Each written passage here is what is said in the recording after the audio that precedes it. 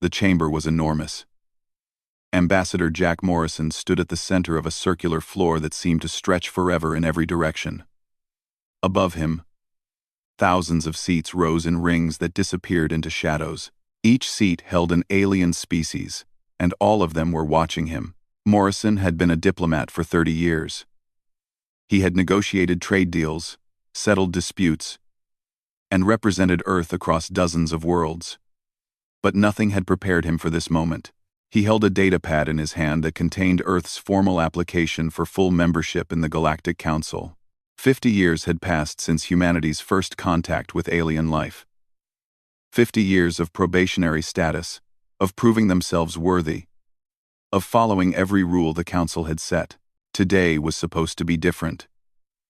Today, humanity would finally take its place as an equal among the stars. Chairman Vexral sat on the highest platform. His 4 arms crossed over his broad chest.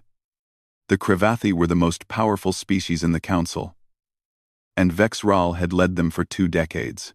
His skin was deep purple, marked with patterns that showed his rank. When he spoke, his voice echoed through the chamber. "The human delegation wishes to address the Council," Vexral said. His tone made it clear what he thought of that wish. Morrison stepped forward. Behind him stood Alex Chen, a younger diplomat who served as translator, and Captain Lisa Grant, commander of Earth's escort ship. Grant wore her uniform with pride, though Morrison had asked her to leave her weapons on the ship. The Council didn't allow armed guards in their chambers. "Honored members of the Galactic Council," Morrison began. His voice was steady despite the thousands of eyes watching him. "Humanity comes before you today with gratitude and hope. For 50 years, you have guided us. You have shared your knowledge and welcomed us into the galactic community. We have learned from you. We have grown because of you. And now, we respectfully request full voting membership in this council." He activated his datapad. Holographic displays filled the air around him, showing Earth's achievements. New medical treatments that had saved millions of lives across dozens of species. Agricultural techniques that had ended famine on 4 worlds. Defensive technology that had protected colonies from asteroid impacts. Art, music, literature, and scientific discoveries that humanity had freely shared with anyone who wanted them. "We believe we have proven ourselves worthy," Morrison said. "We ask only for the same rights and responsibilities that every member species enjoys." Silence filled the chamber. Then someone laughed. It started as a low chuckle from one of the upper seats. Then another joined in. Within seconds, the entire council was laughing. The sound crashed over Morrison like a wave. Chairman Vexral raised one hand, and the laughter slowly died down. He leaned forward, and Morrison could see the contempt in his eyes. "Worthy?" Vexral said. "You speak of being worthy?" He gestured at the displays Morrison had created. "These accomplishments you boast about are nothing. The Sephron Collective has medical technology that makes yours look like primitive healing herbs.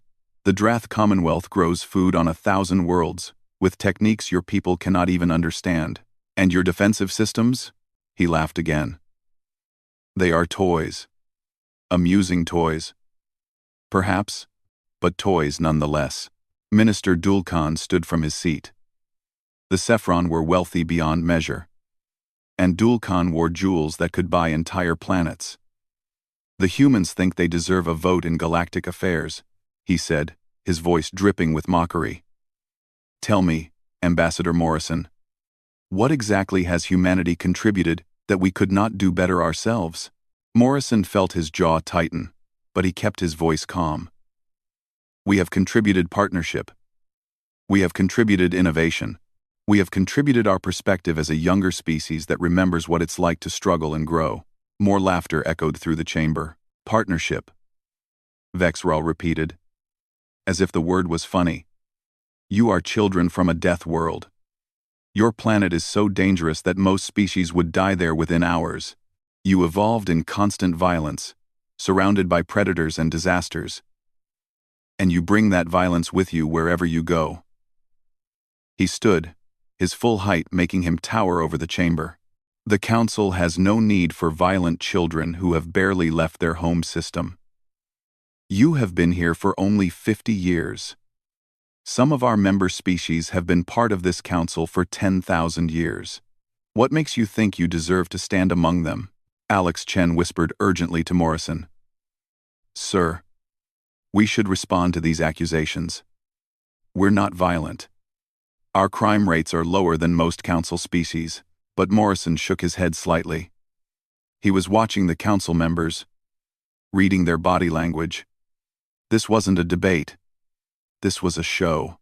They had decided long before he entered the chamber. We understand your concerns, Morrison said carefully. Perhaps we could address them one by one. If the council has specific requirements. Requirements? Dulcan interrupted. Oh. We have requirements, human. If you truly wish to join this council, you will transfer all your military technology to us for evaluation. You will open every human world to our inspectors. You will accept governors from the council to oversee your development. You will pay tribute equal to 1/3 of Earth's total economic output. And you will accept that humanity will never have more than a junior advisory role in galactic affairs. Captain Grant took a step forward, anger clear on her face, but Morrison raised his hand to stop her. Those terms are not reasonable, Morrison said quietly. They are the only terms you will receive, Vexral said. He looked around the chamber. The council will now vote on humanity's application for membership. The vote took less than a minute. Holographic tallies appeared in the air. Of the 347 species represented, only 3 voted in favor of humanity. The rest voted no. The application is rejected, Vexral announced. The humans will remain in probationary status until such time as they can prove themselves capable of civilized behavior. Morrison gathered his datapad. He turned to leave, his face showing nothing of what he felt inside. But Vexral wasn't finished. Ambassador Morrison, the chairman called out. You should feel grateful. The council is generous to allow you to exist in our galaxy at all. We could easily decide that humanity is too dangerous, too primitive, too violent to be permitted among the stars. Remember that. The next time you think about making demands. The chamber erupted in laughter again. Morrison stopped walking. He turned slowly to face Vexral. We make no demands, Morrison said. His voice was quiet, but it carried through the chamber. We asked for partnership. We asked for respect. We asked to be treated as equals. You have answered those requests clearly. He paused, and something in his eyes made Vexral's laughter fade. I hope you remember this day, Chairman. I hope you all remember it. Is that a threat, human? Vexral asked. No, Morrison said. It's a prediction. He walked out of the chamber, Alex and Captain Grant following close behind. The doors sealed shut behind them, cutting off the sounds of alien laughter. Grant waited until they were in the corridor before she spoke. What do we do now, sir? Morrison looked at the datapad in his hand. 50 years of work. 50 years of humanity trying to fit into someone else's system. 50 years of being told they weren't good enough. Now, Morrison said. Now we go home. And we show them what humanity can really do. Now. The walk back to their ship felt longer than usual. Morrison's mind was already working, planning, calculating. The council had made a mistake today. They had shown their true nature. They didn't want partners. They wanted servants, but humanity had never been very good at being servants. As the Resolute pulled away from Concordia Prime, Morrison looked back at the massive station. It looked so impressive, so powerful. The heart of galactic civilization. He wondered how long it would stay that way. The conference room on Earth was packed. Every seat around the long table was filled, and more people stood along the walls. Ambassador Morrison had returned from Concordia Prime 3 days ago, and the news of the council's rejection had spread like fire through the government. Director Kate Sullivan sat across from Morrison, her fingers drumming on the table. She ran Earth's Intelligence Bureau, and she looked tired. Next to her was Admiral Ben Harper, commander of Earth's home fleet. His uniform was crisp, but his face showed his anger clearly. Nicole Richards, Earth's Minister of Foreign Affairs, sat at the head of the table, reading through Morrison's full report for the third time. "They laughed at us," Richard said finally. She set down the report and looked around the room. "They didn't just reject our application. They mocked us in front of the entire galaxy." "They did more than that," Morrison replied. He pulled up the recording of the council meeting. The room fell silent as they watched Vexral's speech again, heard the demands, saw the contempt on the alien faces. When it finished, several people in the room were shaking with anger. "We should respond militarily," Admiral Harper said. His voice was hard. "Show them that Earth isn't weak. Show them what happens when you insult humanity." "No," Morrison said firmly. "That's exactly what they expect. They called us violent. They said we're too primitive for civilized society. If we attack them, we prove them right." "Then what do you suggest?" Richards asked. "We can't just ignore this." Sullivan leaned forward. "We don't ignore it. We do something they'll never expect." She activated her own display, and files began appearing in the air. "My people have been watching the council for years. We've studied their economy, their politics, their power structure. And I can tell you one thing for certain. It's all built on lies." The room went quiet. Sullivan continued. "The council maintains power through control. They control trade routes. They control technology sharing. They control information. Most species in the council are there because they're afraid of being left out. They're afraid of being isolated, of losing access to markets and knowledge. But here's the thing. The council needs them more than they need the council." Sam Patterson stood up from his place along the wall. He was Earth's liaison to the independent colonies, the small settlements and minor species that existed outside council control. "Kate's right. I've been talking to representatives from dozens of species. Most of them hate the council. They stay because they think there's no alternative. So we give them one," Morrison said quietly. Richards looked at him. "Explain." Morrison stood and walked to the display. "Earth withdraws. Completely. We recall every diplomat. We close every trade agreement. We pull out of every cooperative venture and research project. We stop sharing our technology.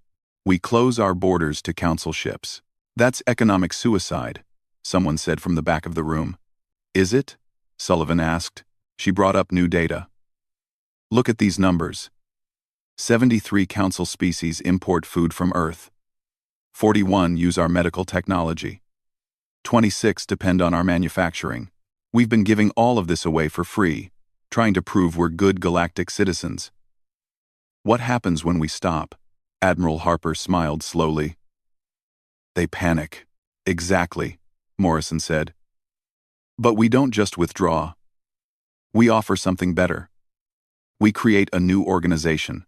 No tribute. No governors. No hierarchy. Just partnership between equals. Any species that wants to join is welcome. Equal votes.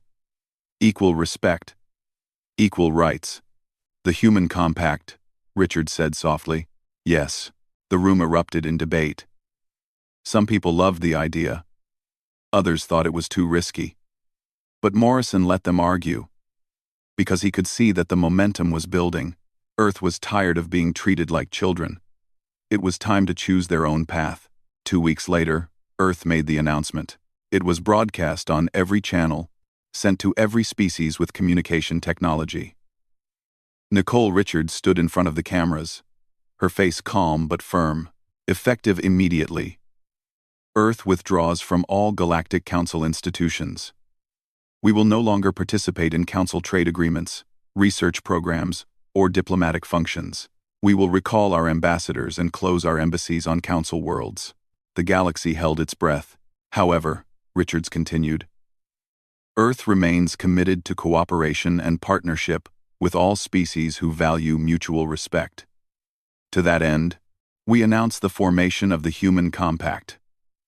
This organization is open to any species, any government, any people who believe in equality and dignity. There are no dues, no tribute, no hierarchy. Every member has an equal vote and an equal voice. All we ask is that members commit to peaceful cooperation and mutual defense." She paused, letting the words sink in. Humanity has learned a valuable lesson. We do not need permission to exist. We do not need approval to thrive. We choose our own friends and our own future. To any species watching this broadcast, know that you have a choice now: the old way or a new way. We hope you'll join us. The response was immediate and shocking. Within 24 hours, 3 species announced they were leaving the Galactic Council to join the Human Compact. The Vorkat, a species of peaceful traders who had been in the Council for 800 years. The Lumesh, scientists who had grown tired of the Council's technology restrictions. And the Kandari, warriors who respected strength and saw it in humanity's defiance. Within a week, the number grew to 12. Chairman Vexrel sent an urgent message to Earth, demanding they return to proper order. Morrison sent a 3-word reply: "We decline. Respectfully." The Council's response was predictable. They threatened economic sanctions. They warned that Earth would be isolated. They said that humanity was making a terrible mistake. But Director Sullivan's intelligence proved accurate. The Council's economy started shaking almost immediately. Worlds that depended on Earth's food supplies panicked. Hospitals that used human medical technology scrambled to find alternatives. Manufacturers who relied on Earth's materials watched their production lines shut down. And more species started asking questions. Sam Patterson worked 18-hour days, meeting with representatives from minor species and independent colonies. They all asked the same things. Was the Human Compact real? Would Earth really treat them as equals? Could they actually have a vote that mattered? Patterson told them all the same thing. Come see for yourself. The first Human Compact assembly was held on Earth, in a new building constructed specifically for the purpose. 47 species sent representatives. Morrison stood at the entrance, greeting each one personally. No grand chambers like the Council. No seats arranged in hierarchy, just a circular room where everyone could see everyone else. "Welcome," Morrison said to each arrival. "You are equals here." Many of them looked shocked. One representative, a small insect-like being named Krisha, actually started crying. "No one has ever called my people equals before," she said. The assembly lasted 3 days. They wrote the Compact's charter together, with every species contributing. They established simple rules: peaceful resolution of disputes, mutual defense agreements, free trade with no tariffs, and most importantly, equal votes on all matters. On the 3rd day, they voted to formally establish the Human Compact as a galactic organization. The vote was unanimous. Back on Concordia Prime, the Galactic Council watched in growing alarm. 23 species had now officially withdrawn to join the Compact. More were considering it. The economic disruption was getting worse every day. Minister Dulkan stood before the Council, his jewels seeming less bright than usual. "This is a disaster. The humans were supposed to beg for mercy. They were supposed to accept our terms. Instead, they're stealing our members." "They're not stealing anyone," Delegate Prima said quietly. She was one of the 3 who had voted for humanity's membership, and she had been watching the situation carefully. "These species are leaving by choice. They're choosing respect over control." "Silence," Vexral snapped. "The humans must be brought back into line. We will send a diplomatic mission to Earth. We will offer them terms." "What kind of terms?"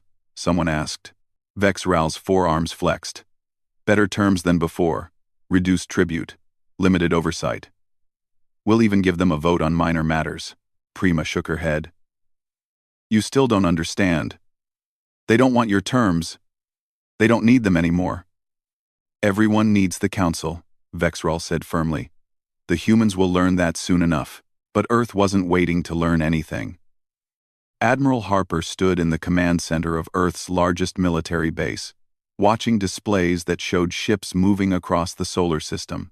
Earth's defensive fleet was larger than the Council knew. Much larger.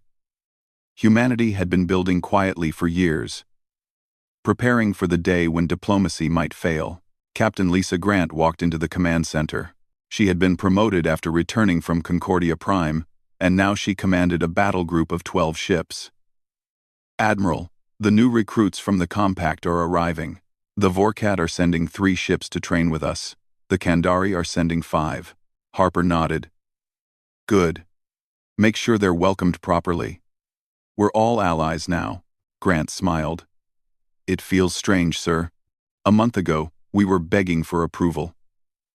Now we're building something bigger than the Council ever was. That's because we built it on the right foundation," Harper said. "Respect instead of fear. Partnership instead of control." Back in the diplomatic wing, Morrison sat in his office, reviewing reports. The human compact was growing faster than anyone had predicted. Species were leaving the Council in groups now, entire trade blocks shifting their allegiance. Alex Chen knocked on his door. "Sir, you need to see this." Morrison looked at the new data Chen was showing him. 56 species had now joined the compact. 56 species who were tired of bowing to the Council's demands. 56 species who wanted something better. "They laughed at us," Morrison said quietly. "They said we were primitive. They said we had nothing to offer." "I know, sir," Morrison smiled. "And now they're watching their entire power structure fall apart because they couldn't see what we were really offering. Not technology. Not trade. Just dignity." Through the window, Morrison could see ships from a dozen different species docking at Earth's orbital stations. Humans and aliens working together, trading freely, sharing knowledge as equals. It was chaotic and imperfect, and sometimes messy, but it was real partnership. And it was just beginning. The emergency session of the Galactic Council was unlike anything in its 10,000-year history. The chamber was half empty. Seats that had been occupied for centuries stood vacant. Of the 347 member species, only 291 remained. The rest had joined the human compact. Chairman Vexeral looked at the empty seats and felt rage building in his chest. This was supposed to be impossible. The Council was eternal. The Council was power itself. Yet somehow, those primitive humans had broken it in just 3 months. "Order," he commanded, his voice echoing through the chamber. "We must address this crisis immediately. The human rebellion has gone too far." Rebellion? Delegate Prima stood from her seat. "The humans haven't rebelled. They simply chose to leave. As is their right." "They have no such right," Minister Dulkan shouted. "They exist in our galaxy. They breathe our air. They use our space. Everything they have, they owe to us." "They owe you nothing," Prima said coldly. "You rejected them. You mocked them. You demanded tribute. And now you're surprised they found a better option?" Vexrel slammed one of his 4 fists on his throne. "Enough. This debate is pointless. We must act. And act now." He looked around the chamber. "I propose we send a peacekeeping fleet to Earth. We will surround their world and present them with an ultimatum. Dissolve the human compact and return to Council authority, or face the consequences." Quote, "Where are?" Quote, the vote was swift. 200 species voted yes, 89 voted no. 2 abstained. "Prepare the fleet," Vexral ordered. Admiral Korshin was a career military commander. He had fought in 3 wars and pacified a dozen rebellions. When the Council gave him command of the peacekeeping fleet, he accepted with confidence. 200 warships under his command, the largest fleet assembled in 2 centuries. He stood on the bridge of his flagship, watching the ships gather in formation. Kravathi battle cruisers, Sephron destroyers, Drath carriers, the combined military might of the Council's most powerful species. Against them, Earth could field perhaps 20 ships, if intelligence reports were accurate. "This will be over quickly," Korshin said to his first officer. "The humans will see our fleet and surrender immediately." "What if they don't, Admiral?" Korshin laughed. "Then we demonstrate what happens to species who defy the Council." The fleet entered faster than light travel, heading toward Earth's solar system. The journey would take 4 days. On Earth, Director Kate Sullivan sat in an emergency meeting with Admiral Harper and Morrison. A display showed the Council fleet's approach. 200 ships, Harper said. That's a serious force. Can we stop them? Morrison asked. Harper smiled. That depends on what you mean by stop. Can we destroy them? Probably. But it would cost us. Can we make them wish they'd never come here? Absolutely. Sullivan activated a new display. We need to think about this differently. The Council expects a military confrontation. They expect us to either surrender or fight a conventional battle, so we do neither. What do you suggest? Morrison asked. We show the entire galaxy what's happening. In real time, Commander Daniel Cross had been in the stealth service for 15 years. His ship, the Shadow, was invisible to every scanner the Council possessed. It was one of Earth's most carefully guarded secrets. Now he sat in the pilot's chair, watching the Council fleet move through space. His crew was small, just 8 people, but they were the best, and they had orders straight from Admiral Harper. Follow the fleet and broadcast everything. They're not even trying to hide, his sensor officer said. They want everyone to know they're coming. Good, Cross said. Makes our job easier. Open a quantum channel to Earth. Maximum bandwidth. And patch it through to every relay station in the galaxy. The Council fleet approached Earth's solar system 4 days later. Admiral Korshen stood on his bridge, confident and ready. The fleet dropped out of faster-than-light travel at the edge of the system, near where Neptune orbited. Scan for human ships, Korshen ordered. 1 contact, Admiral. Small vessel, frigate class, bearing directly toward us. Korshen pulled up the visual. A single human ship, moving steadily toward his massive fleet. He recognized it from the intelligence files. The Resolute, Captain Lisa Grant commanding. 1 ship, Korshen said. They send 1 ship to face us? His communications officer spoke up. Admiral, we're receiving a transmission. It's going out on all frequencies, not just to us, but to everyone. Put it through. Captain Grant's face appeared on the screen. Behind her, the bridge of the Resolute looked calm and organized. She wore her uniform without any weapons visible. When she spoke, her voice was clear and firm. This is Captain Lisa Grant of Earth Defense Force, commanding the ship Resolute. To the Council fleet, you are approaching human territory with hostile intent. This is your only warning. Turn back now, Korshen laughed. Captain Grant, I admire your courage. But you face 200 warships. You cannot hope to stop us. I'm not trying to stop you, Admiral. I'm trying to save you. Save me? Korshen was genuinely amused. From what? From making a mistake you can't take back. Grant closed the channel. Korshen shook his head. Brave, but foolish. All ships. Maintain course. Prepare to enter Earth's orbital space. What Korshen didn't know was that Commander Cross was broadcasting every word he said. The entire galaxy was watching. Thousands of species, billions of individuals, all seeing the Council fleet bearing down on Earth with overwhelming force. And they were seeing Earth's response. Dr. Rachel Moore sat in a command bunker deep beneath Earth's surface. Around her, hundreds of technicians monitored displays that showed the solar system in perfect detail. She had been working on Earth's quantum communication network for 5 years.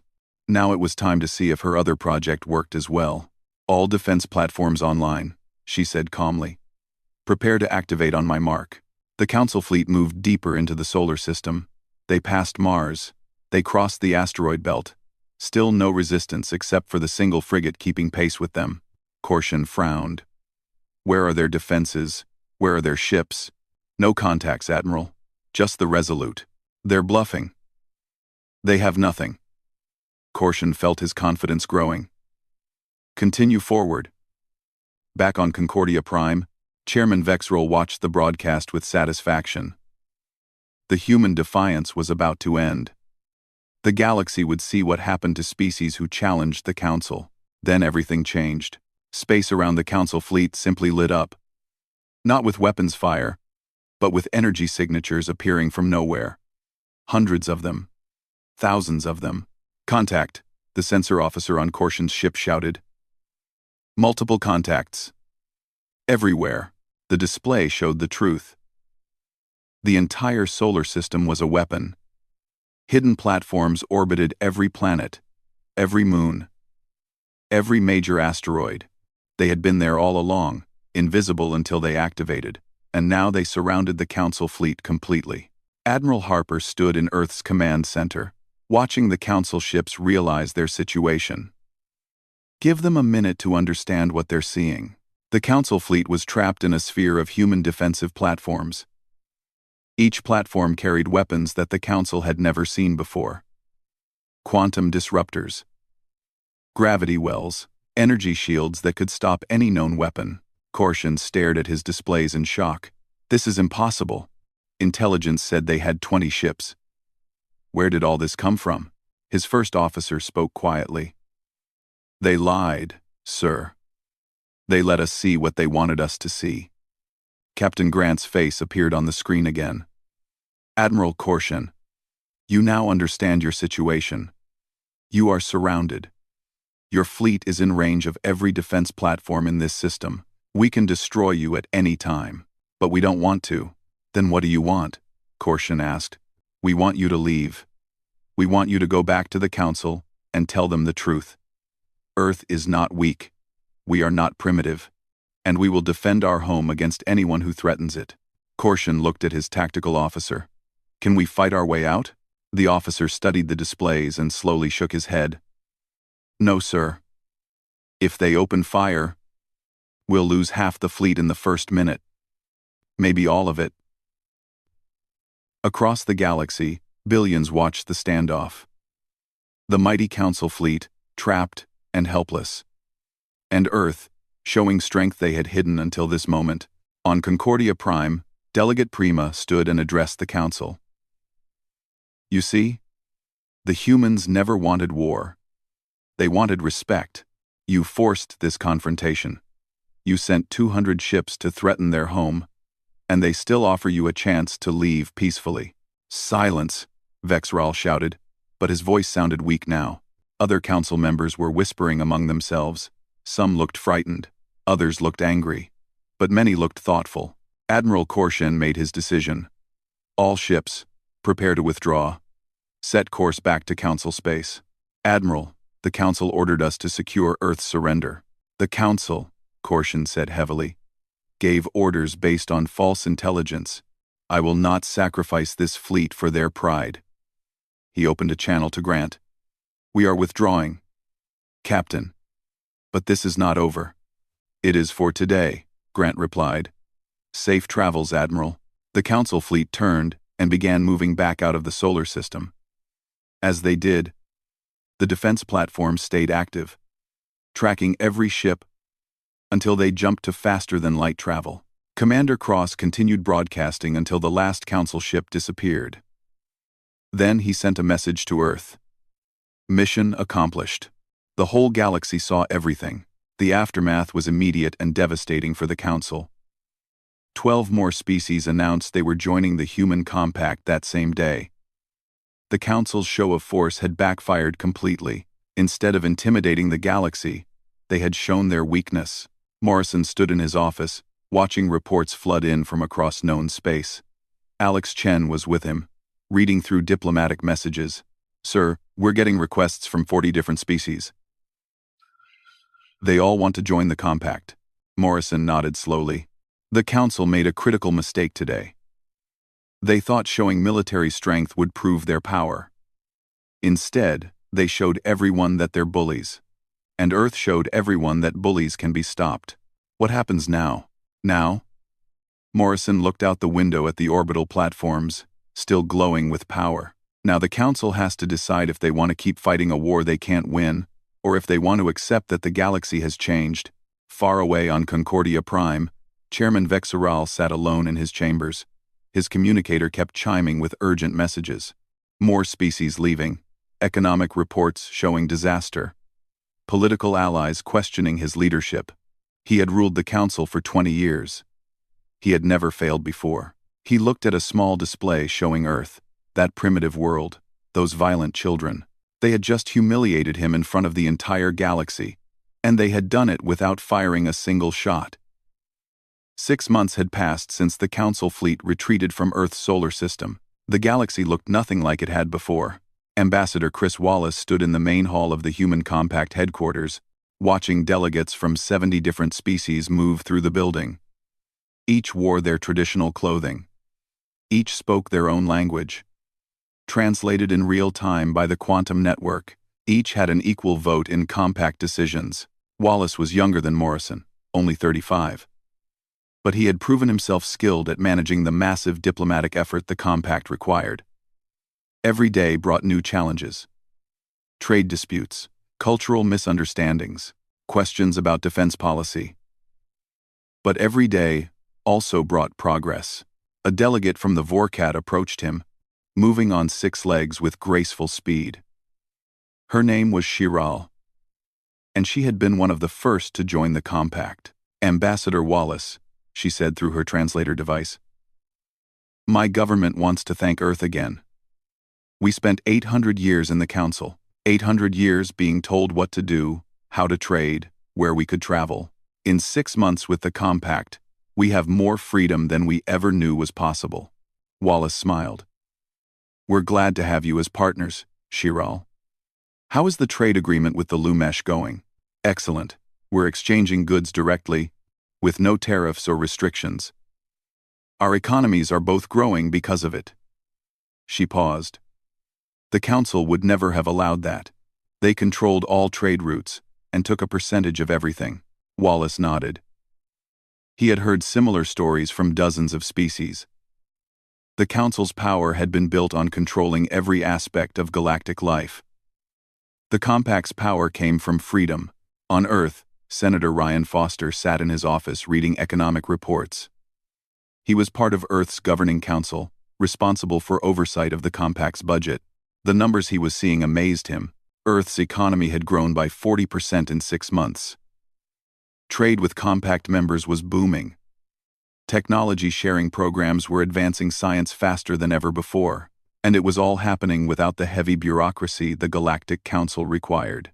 "It's almost too good to be true," Foster said to his assistant. "The council spent so much effort controlling everything that they stifled growth." The assistant replied, "We just let species do what they do best. Trade. Innovate. Cooperate." Foster laughed.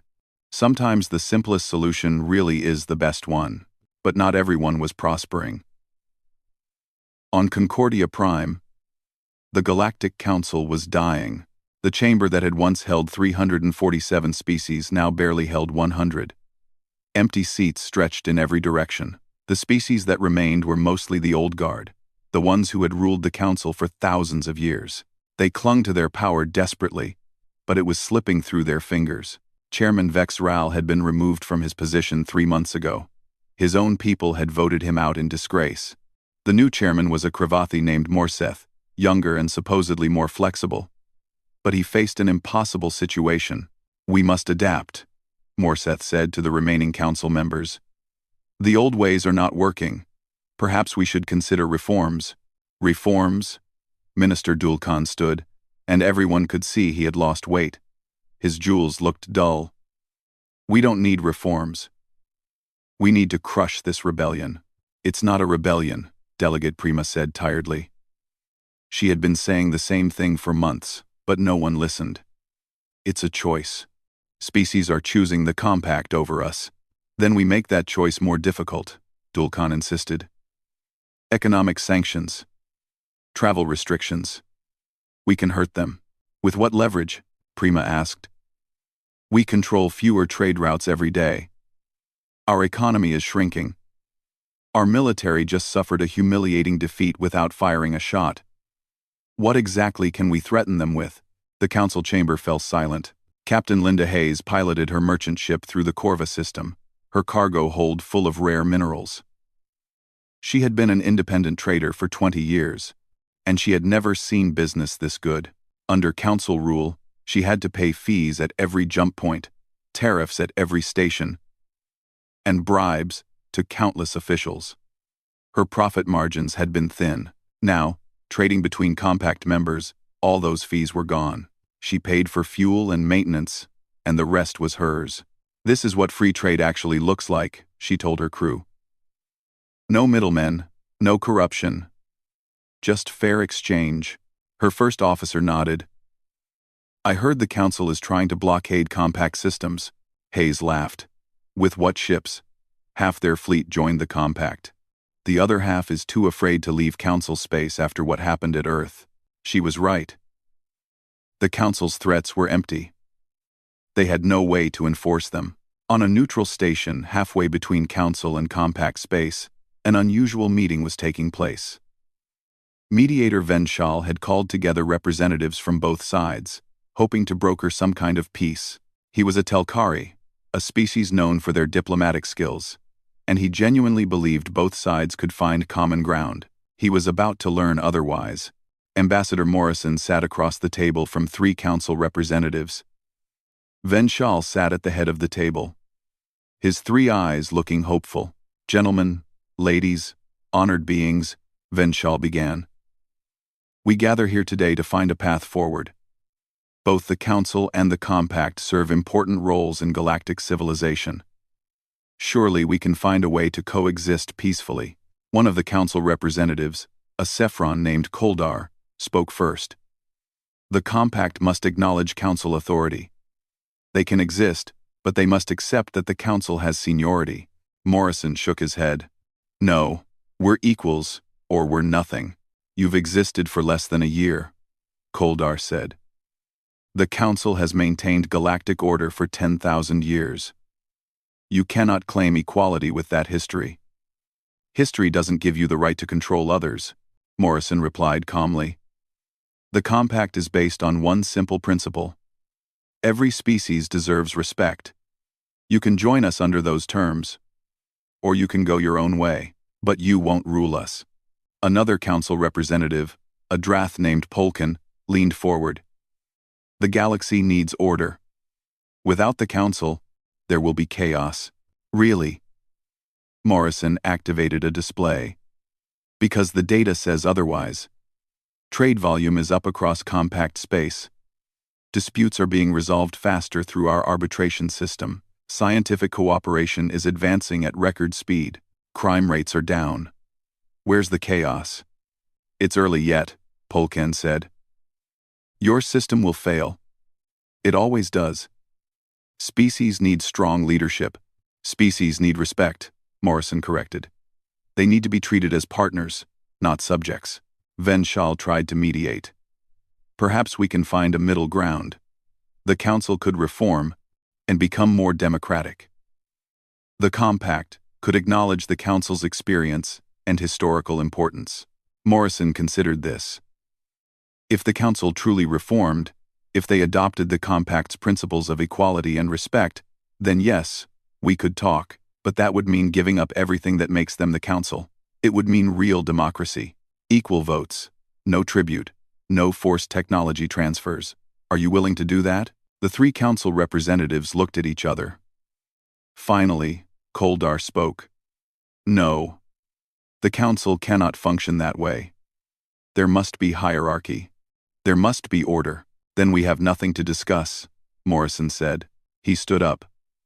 "The Compact will continue to welcome any species who wants to join us.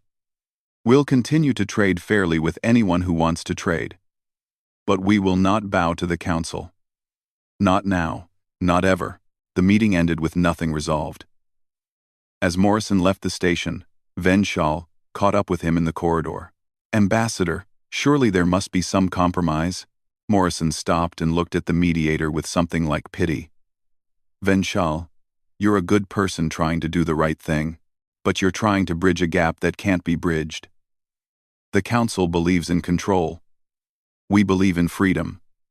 Those 2 philosophies can't coexist. The galaxy now has 2 different systems, and that's okay. Species can choose which one they prefer. But division is dangerous," Venshal said. Division based on choice is honest, Morrison replied. The old system pretended everyone agreed when they didn't. People stayed in the council because they were afraid or had no alternative. Now they have one. That's not division. That's freedom. Back on Earth, Ambassador Wallace was giving a speech to a gathering of Compact members. The hall was packed, standing room only. When we created the human compact, Wallace said, we had no idea how many species felt the same way we did. We didn't set out to destroy the Galactic Council. We just wanted to be treated with dignity. He looked around the room at the hundreds of faces, human and alien alike. The Council could have given us that. They could have reformed. They could have become what they claimed to be, a force for unity and cooperation. But they chose pride over progress. They chose control over partnership. And so here we are.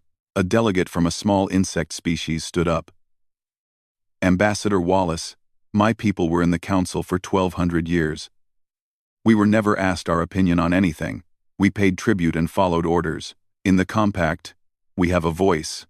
We matter. Thank you for showing us that was possible. Wallace nodded. You always mattered. The council just didn't want you to know that. The room erupted in applause. That night, Morrison and Wallace sat in Morrison's office, sharing a drink and reviewing the day's events. The mediator thinks we're being stubborn, Wallace said. Maybe we are, Morrison replied. But sometimes you have to be stubborn about the right things. Dignity, respect, equality. Those aren't negotiable. The council is still threatening economic warfare. Morrison smiled.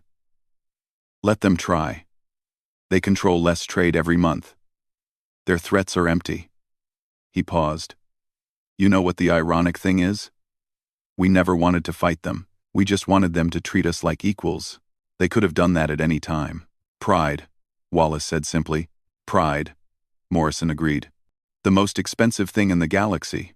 Far away on Concordia Prime, former Chairman Vex Rahl sat in a small apartment, watching news broadcasts of the Compact's continued growth. He had lost everything: his position, his power, his reputation. He turned off the display and sat in darkness. He thought about that day in the council chamber, when he had laughed at the human ambassador. When he had mocked their achievements and dismissed their requests. He had thought he was showing strength. He had thought he was maintaining order. Instead, he had destroyed everything he claimed to protect. The galaxy was changing, and there was nothing he could do to stop it. 5 years had passed since Ambassador Jack Morrison walked out of the Galactic Council chamber in humiliation. He stood now in the same building where it had all begun. But everything was different. The building was no longer called the Council headquarters. It was now the Compact Assembly Hall. The Galactic Council had abandoned it 3 years ago. Unable to afford the maintenance, the human compact had purchased it and transformed it completely. Morrison walked through the main entrance, remembering his last visit. Then, the guards had looked at him with contempt. Now, a human security officer nodded respectfully, and an alien delegate from the Kandari stopped to shake his hand. Ambassador Morrison, the Kandari said in perfect English. She had been learning human languages as a hobby. It's an honor. My children study your speech in school. Morrison smiled. I hope it's not too boring for them. Are you joking? You stood up to the most powerful organization in the galaxy with just words. You showed everyone that dignity matters more than power. That's not boring. That's heroic. Morrison felt uncomfortable with the praise, as he always did. I just said what needed to be said. The main assembly chamber had been completely redesigned. Gone were the towering seats arranged in hierarchy. Instead, there were circular sections at ground level, each holding representatives from different species. Everyone sat at the same height. Everyone could see everyone else. The design itself made a statement. We are all equal here. 93 species were now part of the human compact. 93 different governments, cultures, and peoples who had chosen partnership over control. The old Galactic Council still existed, but it had shrunk to just 23 members. The species that remained were the ones who truly believed in hierarchy, who couldn't imagine a galaxy without rulers and subjects. Director Kate Sullivan sat in the intelligence section, monitoring data streams from across the galaxy. Her bureau had evolved from gathering secrets to sharing information. The quantum network Dr. Rachel Moore had built now connected billions of beings, allowing free flow of news and knowledge. Director, one of her analysts said, "We're picking up a request from the Tholmari. They're asking about compact membership." Sullivan pulled up the file. The Tholmari were a proud warrior species who had been founding members of the Old Council. For them to even consider joining the compact was remarkable. "Send them the standard information package," Sullivan said, "and let Ambassador Wallace know. This could be significant." "Send." Captain Lisa Grant commanded the compact's Joint Defense Fleet now. 20 species contributed ships to the force, creating a military organization unlike anything the galaxy had seen. Each species brought their own tactics, their own technology, their own traditions. Grant's job was to blend them into something effective. She stood on the bridge of her flagship, watching a training exercise. Human ships worked alongside Vorkat vessels, Kandari fighters, and Lumesh support craft. It looked chaotic, but there was order in it. Different approaches combining into something stronger than any single species could manage alone. "Admiral Harper would be proud," her first officer said. Grant nodded. Harper had retired 2 years ago, his work complete. Earth's defense force was now just one part of a larger whole. He would. And he'd probably point out a dozen things we could improve. That's what made him a good admiral. That's what makes anyone good at their job, Grant agreed. Always looking for ways to do better. Always looking for ways to do better. In what used to be the Council's main diplomatic wing, Ambassador Chris Wallace was meeting with a group of new arrivals. The species was called the Rithva, small beings with 6 arms and bright blue skin. They had never been part of the Council, choosing instead to remain isolated in their home system. "Why now?" Wallace asked them gently. "Your people have stayed separate for thousands of years. What changed?" The lead Rithva delegate, whose name translated roughly as First Speaker, gestured with multiple arms. "We watched what happened with the Council. We watched humanity get rejected, then build something better. We thought about our own isolation and realized it came from fear. Fear that joining galactic society meant losing ourselves. And now? Now we see the compact. We see 93 species keeping their own cultures, their own governments, their own identities, but cooperating, learning from each other. That's what we want." Quote, Wallace smiled. "Then welcome. You're equals here from day one. No probation. No tests. Just partnership." First Speaker's eyes glistened with emotion. "When the Old Council first contacted us, centuries ago, they gave us a list of demands. Change your government. Share your technology. Pay tribute. We refused and they left us alone. You offer us welcome with no conditions. Why? Because that's what respect looks like," Wallace said simply. That evening, Morrison gave a speech to the full compact assembly. It had become a tradition. This annual address where Earth's first ambassador shared his thoughts on their progress. The chamber was completely full. Every seat occupied. Delegates from 93 species, plus observers from dozens more. The quantum network broadcast his words to billions across the galaxy. Morrison stood at the center of the circular floor, the same spot where he had been humiliated 5 years ago. But he felt no anger about that day anymore, only understanding. 5 years ago, he began. "I stood in this building and asked for humanity to be treated as equals." The Council's answer was laughter. They mocked our achievements. They dismissed our contributions. They told us we were primitive children who should be grateful they allowed us to exist. He paused, looking around at the assembled delegates. "I was angry then. I won't pretend otherwise. But now, looking back, I'm almost grateful for that rejection." Murmurs of surprise rippled through the chamber. "If the Council had accepted us," Morrison continued, "humanity would have become just another junior member. We would have learned to bow. We would have accepted that some species deserve more voice than others. We would have joined a system built on hierarchy and control. And all these species who are here with us now, they would still be trapped in that system, believing there was no alternative. He gestured at the delegates around him. The council's rejection freed us. It forced us to ask a fundamental question. Do we need their approval to exist? And the answer was no.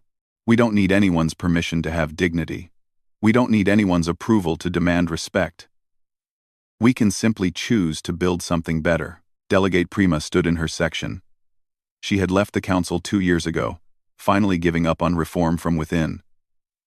Now she was one of the compact's most vocal advocates. Ambassador Morrison speaks truth, she said. I voted for humanity's membership because I believed the council could change.